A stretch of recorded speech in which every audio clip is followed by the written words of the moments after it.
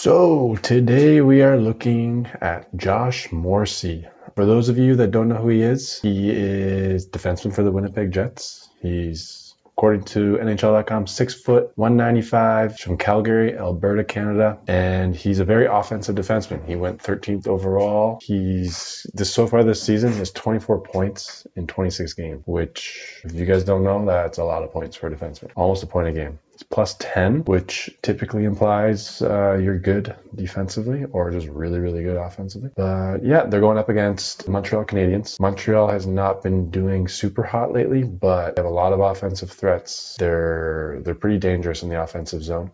So I'm really curious to see how Morrissey does defensively against them. Winnipeg, the team Morrissey plays for, is very offensive minded. So yeah, let's hop right into it. And don't forget to stick around to the end. I will give you my rating on how Morrissey does. Starting off with one of my favorite topics, gap control. You're going to hear me talk about this a lot on this channel, so better get used to it. So in this play here, Morrissey, as we got highlighted, is holding his own well. He's read the play well. He has a forward coming at him with a lot of speed, but he has back pressure from his forward. His D partner's got a guy, and he's got a good angle. He's got a good gap. He's almost stick length. This forward here has a lot of speed, so you can't. It's pretty tricky. You have to match speed with the forward. If you can't match speed, that's where a gap happens. That's why the way you transition from forwards to backwards is really important as a defenseman. But Morrissey he has almost the same amount of speed as the forward here. So that allows him to have the gap that he has. So let's see how it plays out. That's perfect, right at the blue line. Ideal scenario, you're playing with the line. So the offensive blue line, the middle red line here that I'm drawing, and then this blue line. You're kind of wanting to hold guys up there because it makes them make a play. If they make a play before the red line, that's an icing.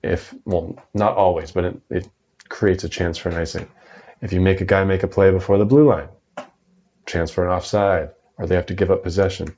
Here, Morrissey holds the blue line, and that makes this guy have to dump it in. So he dumps it in. His defense partner read it well. He anticipated the dump, and the forward's doing exactly what he's doing, kind of covering this area. So this, to me, was textbook, perfectly played gap. So +1 for Morrissey so far. Let's see how it plays out. Well, he goes right back to the zone here, which is a very crucial area to cover as a defenseman, which I always harp on. And then the puck goes out. So this whole turnover, change of possession back to Winnipeg, is because of Morrissey. He had a good gap, held the blue line. Montreal had to make the play, and here we are, back to Winnipeg. So this next clip, it's kind of the opposite of. It's almost like a parallel universe. What would have happened if you didn't hold the gap? Obviously, I can't tell exactly what happened before. Maybe Morrissey just got on the ice. Maybe there was a quick turnover which didn't allow him to cover the gap, but that's why you got to be really aware of catching up to the play. You always want to be catching up to the play to control the gap. By the way, Morrissey has a pretty big gap here. He's basically giving the blue line to the other team. So that in itself is, you're just giving the offensive zone to the other team. So with that being said, Montreal just enters the zone, and like even here, it's not a horrible idea for Morrissey to just attack this guy because he has numbers. He's got one guy here, another guy here, this guy's got this guy. So even if the Montreal guy beats him, there's still numbers, right? So he's kind of digging himself a hole by giving the gap in the first place and then not attacking. So the play develops, and he's still not going at him. And he's just letting Montreal settle into his zone. So this turns into it's a pretty nice pass. I got to give the forward that. It's a pretty nasty little pass there. But pass through, and if that was a goal, I would not have been surprised. So this is all kind of, like I said, parallel universe. He didn't hold the gap, and this is what happens. Okay, so we have another gap video, or gap clip, gap shift, whatever you want to call it. I don't know why we're so heavy on him right now, but here we are. This one's a little tricky. I think Morrissey made the right play here by pinching, because realistically, number 17 here, Scheifele, should be going this way or this way to cover for Morrissey. But instead, he goes here, where Morsi already is. And you can tell that Morsi senses this. And I always say to defensemen, you need to constantly take mental pictures of the ice and know where everyone is. Your head always has to be moving. And you always have to take mental pictures of what's going on. So Morsi knows that there's a guy here and a guy here. So you can tell he senses Scheifele's here, and he's probably like, not good. So he's backing out, but it's already too late. And it's a 2-on-1. So we got one here, and his D partner. So this is a tough play. And this one is because of Scheifele. That was a bad play by the forward, and he sewered his defenseman, and Morsi's like, shit, I gotta get back. So he's hustling back. Thankfully, he's got wheels. He has really good skating, so he made up for Scheifele's mistake. But overall, that, in my opinion, that was the right pinch. Yeah, Scheifele just shouldn't have gone over there. This shift from Morsi, I'm a culprit of this as well. A lot of defensemen are. It's not taking the hit to make the play. And that's exactly what Morsi does here. Puck's in the corner. He knows this guy's on him. And he realistically should just do a little light chip, either for this guy to pick up or this guy to pick up and chip out. But instead, he doesn't do that, and he doesn't take the hit. So he dodges the hit and just leaves the puck here. So now this guy has positioning on him. He's got the puck. It was a turnover because he didn't want to take the hit. So yeah, it's something a lot of defensemen do. So if you've done it, don't feel bad. I've done it many times. So yeah, you just got to take the hit, make the play. Or worst case scenario, just take the puck and hold it there. But either way, you got to do one or the other, because you just gave him the puck and didn't even take the hit. So this shift here, we have Morsi pinching. He's very offensive minded. I'm coming to really notice. He's always thinking pinch or join the rush, which, I mean, on this team, they're very offensive. So he fits in well there. But this pinch, as you can see, you have a breaking forward, another breaking forward, and all three of his forwards are low. And the puck is it's below the hash marks here. So this pinch, most coaches, this is like their nightmare.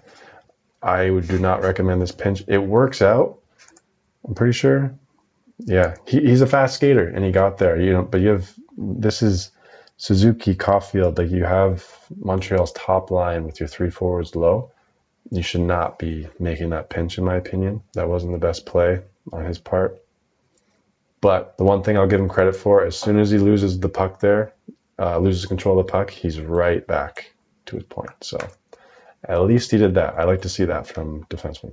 So in this shift, this is a perfect example of what to do when the guy defending you breaks his stick. So number 20 here, Slafkovsky, he broke his stick, as you can see over here.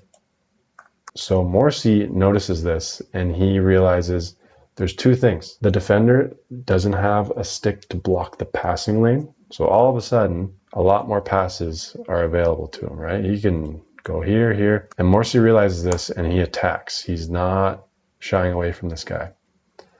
So that's one advantage. But there's another aspect to a guy that doesn't have a stick. And Morsi is about to find out right here. He can only play the body. And Slafkovsky, who's 6'3", 200 and something pounds, he's a big you-know-what. He teaches Morsi the lesson. So in teaching defensemen how to play defense, one of the most crucial aspects is keeping your body between the offensive player and the net. And what I mean by this, Morsi does a perfect example of what not to do. So right off the start, he plays a good angle, he has a good gap, curls in, and the puck is chipped in the corner here. So it's a bit of a foot race, and they're going. And right now you can see that red here, 93 Demidov, his shoulder is just behind Morsi's here, which might not seem like much, but Morsi is also lunging at the puck. And that subtle difference in shoulder positioning is about to get Morsi in trouble. So watch here. All of a sudden, Morsi is behind Demidov here. And all of a sudden, Demidov realistically is closer to the net than Morsi is, which is not good because, as I was saying earlier, the most important thing as a defenseman in the defensive zone, playing defense, is being between the offensive guy and the net, which is going to get him in trouble as this leads to a goal. In this shift here, Morsi does something that's very subtle, but a lot of younger defensemen have trouble with it. It's when you lose sight of the puck and the defender's coming down on you. So right here, there's a little chip, and Morsi isn't really sure where the puck is. Just the way it came out at him, he can't really see where it is. So the thing that he does, which is perfect, is he watches the defender, and he just keeps going backwards, staying between the dots.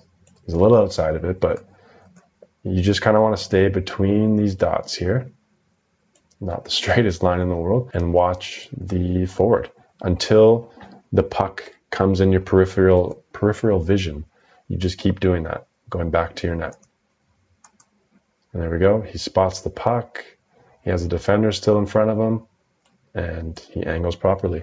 Because what happens there, if you don't pay attention to the defender or you kind of lose sight of where you are on the ice, he could have ended up kind of over here towards the boards, and he's not, maybe the puck's down, pops out over here, and Caulfield, who he's not watching, ends up over here. So that's what you're supposed to do. And it works out perfectly fine. And it wasn't Caulfield, never mind. In this shift, Morsi, he gets a little lost in his own zone. He's very offensive minded, and I think he's very focused on the puck a lot, which is getting him in trouble, I've noticed throughout the game. So here he's in good position. He's watching, like, this is his guy right here, Kapanen, 91. And right now he's in decent position, but you can tell he's kind of watching the puck and not Kapanen. And right now, like, he's out of position. Again, this guy realistically is closer to the net than he is, which I've said before is not good. But he needs to close the gap. He needs to get back to this house area. And thankfully, Kapanen didn't really do much with that play. But he's still, he's getting back to this area. But he's still kind of, he's watching the puck, and he's not really paying attention to our buddy here. Going a little crazy with the pen again. It's just too fun. And right now he's watching the puck. We got two guys here. He should be covering this space and be watching this guy as well. His head should be on a swivel, and it's not. Like, he's still watching this. He's still watching this. Now he's seeing Kapanen a bit in his peripherals. He's seeing this pass potential here, which is good. It's a good read. It could have gone worse than it does here. That was pretty sick pass, I'll be honest. But he should have been on Kapanen earlier, blocking that pass. And that comes from having your head on a swivel and just not following the puck too much with your eyes. You got to be also aware of your defender. So works out somehow. That was a pretty dirty little save. But some lessons there. In this shift, Morsi, he shows that he's a very offensive defenseman. As I mentioned at the start, he has almost a point a game. And I see why. He's jumping into the rush every opportunity he gets. A little too much, in my opinion, and this is one of the examples. So puck's down low. We got one Montreal guy, two Montreal guys, and three Montreal guys. And we got one Winnipeg guy, two Winnipeg guys, three Winnipeg guys. Which, normal, right? Puck pops up. Morsi makes the jump here, which isn't horrible, but the thing he needs to be aware of is there's like three guys on Vilardi here. So there's that. And then the other aspect is Vilardi's on his backhand. His back, all he can see is like this right here. He can't see the gap that Morsi is trying to jump to. So in my opinion, he should not be joining the rush here. A couple minutes left in the second period, just relax a little. But instead, he jumps, and now he's caught. This could have been a lot worse. Thankfully, it isn't, but It could have been. And this is an example of, I think, being a little too offensive minded in your D zone, personally. So in the second period, the change is a lot further because you switch ends, but the benches stay in the same place. So your changes and your dumps are very crucial. And in this shift, it kind of shows what happens if you're lazy in your change. So DeMelo here, not the best dump right on the tape. It's a nice pass if that's what he was going for. But Morsi here is just, he's just lollygagging to the bench. And fair enough, he thought it was going to be a dump, but you never know. And all of a sudden, the bench over here is caught. And they have guys flying here. And this could have been much worse, but they basically generated a 3-on-1. This is the guy over here that's subbed for Morsi. So if DeMelo did a better dump, and if Morsi hustled to the bench, because you got to hustle in the second period, even if you think it's going to be a good dump, bad bounces happen. You got to hustle to the bench. And this is a perfect example as to why. So we're back to another gap control shift analysis here. So right off the hop, looking at it, you'd think, wow, that's a huge gap that Morsi's giving up. But the key is, and he identified this well, there's one Montreal guy here, two Montreal guys, another Montreal guy there, and there's just him and DeMelo. So that's good vision. He understands what's going on the ice. He understands the pressure that's happening. Because right now, the pressure kind of looks like this, but this guy's flying. So these two guys are creating a lot of pressure on the outside. So DeMelo can't close that gap much, because this guy could just do a simple chip off the boards. And there's a 2-on-1. So he really identifies that well. And I'm just showing you guys this because I preach gap control a lot, but you gotta, like I say all the time, you gotta be aware of the whole ice. And Morsi does a great job here of understanding the pressure on the far side as well. In this shift, Morsi does something that is very subtle and it's hard to pick up on TV, but a lot of good defensemen do this, and it makes forwards bite to things that you wonder why they do. So I'll show you exactly what I mean. So the dump in, and right now, Morsi, he's looking over his shoulder. He sees this guy here, right? And he also sees this guy, and he knows Suzuki here is also aware of all the volume on this side of the ice. So he plays to that. Watch. See how his feet are aimed this way? He's acting like he's going to go up this way with a little chip, but he doesn't plan on it. And it's such a good little thing because Suzuki bites. Suzuki's going on this side of him rather than pinching off this side, and that's a perfect, subtle little play because watch, he'll flip his feet over right away. And he kind of didn't quite get it, but it works out well. Puck's out, and puck's out of the zone. So this game went to overtime. I wanted to get at least one shift from overtime.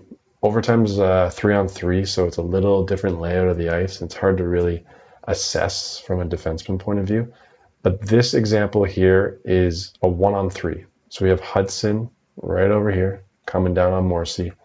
And Morsi does a good job, but I wish he was a little more aggressive. So as you see here, we have 1, 2, 3 Jets players and literally 1 Canadiens player. The other guys are way back here, right? You can afford to lose one of these guys jumping at him. So I would have liked to see Morsi jump, but it's not a huge deal because it is 3-on-3, 30 seconds left. It does work out fine, but I just wanted to show a 3-on-3 overtime shift. Yeah, it allowed Hudson to get a little closer than he should have, in my opinion. If that was a really good shooter, it could have been a little bit of a threat. So especially if it goes off Morsi's stick here. So that's kind of, I'd like to see when the numbers are in your favor as a defense core. I like to see one of the guys jump just to make the guy make a move, make a step. Better chance he loses the puck or something. So just a little 1-on-3 lesson for you guys. But it is overtime, so things change a little bit then.